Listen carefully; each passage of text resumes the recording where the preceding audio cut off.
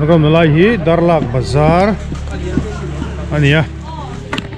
thay cho sang fresh tak tak mấy anh rút rồi mấy à là hiền sangha fresh em mấy sangha sen anh đi sangha tui chi lý này cái kia gì sao nghe kia gì là chân về chú em sao nghe sari này chú cái sangha sen cái common cup à mika common cup cái là bây giờ zuar boka cái sangha te boka a phai Darlak ina an ma ni sangha dila mi an tharania a fresh lo me mani an mi te po hela diklap maya a then chu hela ala tho thai ni tiang khok chuan a fresh ani chuan Darlak hi lai khothang lampang ina an dor ka thirania ei borai kabi borai hi thian sang e somnga ne man te kan zot chim chim nge puwa hi somni chuan heng ho hi hei thei tui somni ve kan ma somni tam deuh ber ani chu chuan helama hian hei kapi nang mani tharvek helai khutual chung tharvek tro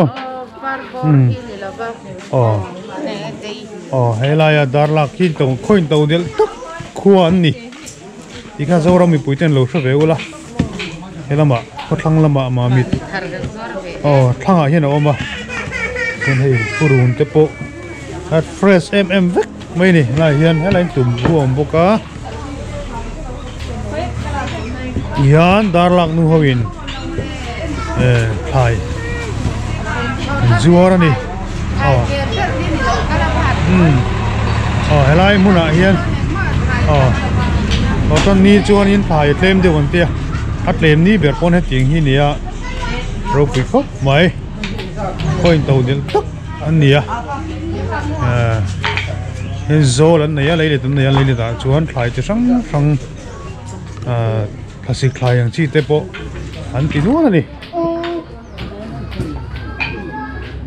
Darlak khua hi inzat chi chu ka thalawa ma se khoin to del tak khua ani bin te kim ma hi fresh vek maya vậy đó sao về nghe cả saha po fresh vek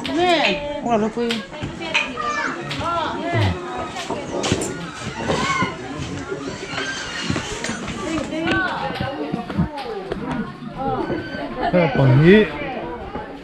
highway na tan tlang khua ania lai muna hian khothlang lampang ma hela thumi ma mi tan pel thak nuwa hian awma bongwa apia sonoma helama hian tuidam ombok ani hei Darlak khachung ania thaem khua kong hi thaem mai ni ami cheng te pon fela am fresh mokani tiền cho nó hồi hóm em mà lại hiện tại tharlam fresh tak tak mấy anh rút chứ mà nè, ở đây bây giờ vai mang trả lại pot của đây.